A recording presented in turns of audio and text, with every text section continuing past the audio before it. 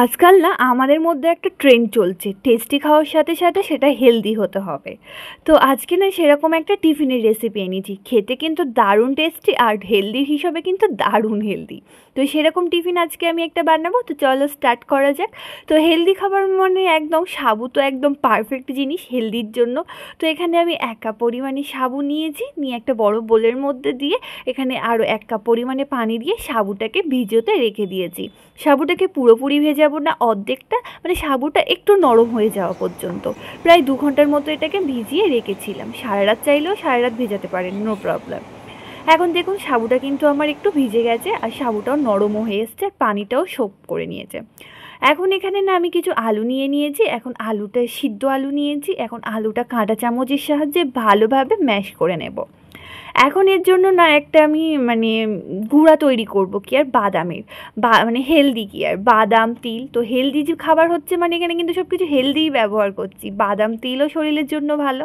তো বাদাম তিল এখন একটা মিক্সির জারের মধ্যে দিয়ে এটাকে একটু মানে একদম দানা দানা মতো একটা গুঁড়ো তৈরি করে নেব। প্রায় 10 থেকে 20 সেকেন্ড চালালে এই দানা দানা গুঁড়োটা কিন্তু তৈরিই হয়ে যায়। ব্যাস এখন মিক্সির জারটা দেখুন এরকম দানা দানা গুঁড়োটা কিন্তু রেডি। এখন এখানে আমি 2টো কাঁচা লঙ্কা আর কিছু কারি পাতা নিয়েছি। আমার কাছে ধনিয়া পাতা ছিল না তাই কারি পাতা ব্যবহার করছি, আপনার কাছে যদি ধনিয়া পাতা থাকে সেটাও ব্যবহার করবেন। এখন কাঁচা লঙ্কা আর কারি পাতাগুলো একদম ছোট ছোট করে কেটে নিয়েছি, আর সাবুতে যে এক্সট্রা পানিটা ছিল সেটা ঝরিয়ে ফেলে দিয়েছি। এখন আলুটা সাবুর মধ্যে দিয়েছি, আর যে মানে বাদাম আর তিলের যে দানা দানা গুঁড়াটা তৈরি করে রেখেছিলাম সেটাও দিয়ে দিলাম, আর এখানে যেটা কাঁচা লঙ্কা আর কারি পাতাটা কেটে রেখেছিলাম সেটাও দিয়ে দিলাম। আর দিয়ে দিচ্ছি বেসিক কিছু মশলা, লবণ, শুকনো লঙ্কার গুঁড়ো, হলুদের গুঁড়ো, জিরে গুঁড়ো, আর এখানে কিছু গোটা জিরে দিয়ে সবটা এখন না খুব ভালোভাবে একটু মাখিয়ে নিতে হবে চেপে চেপে।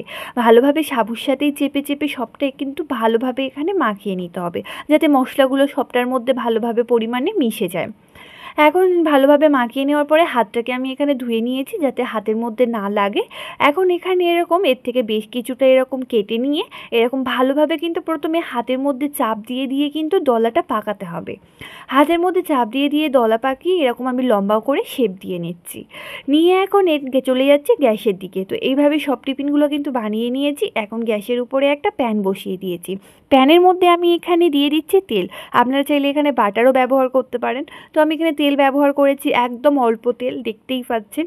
তেলের মধ্যে এখন একে একে আমি এই যে টিফিনগুলো দিয়ে দেব, দিয়ে এগুলো এরকম স্যালো ফ্রাই করে নেব। যখন দেখবেন এক সাইডটা একটু লালচে লালচে হয়ে ভাজা হয়ে যাচ্ছে তখন এগুলো উল্টে পাল্টে চারি সাইডটা ভালোভাবে এখানে ভেজে নিচ্ছি। নেওয়ার পর এগুলো কিন্তু মিডিয়াম ফ্লেমে ভেজে নিয়েছি, নেওয়ার পরে কিন্তু একে একে আমি তুলে নিয়েছি এবং বাকিগুলো আবারও ভেজে নিলাম। দেখুন কত সুন্দর কালার এসছে। এগুলো আমি মিয়োনিসের সসের সাথে পরিবেশন করেছি। এগুলো শুধু শুধু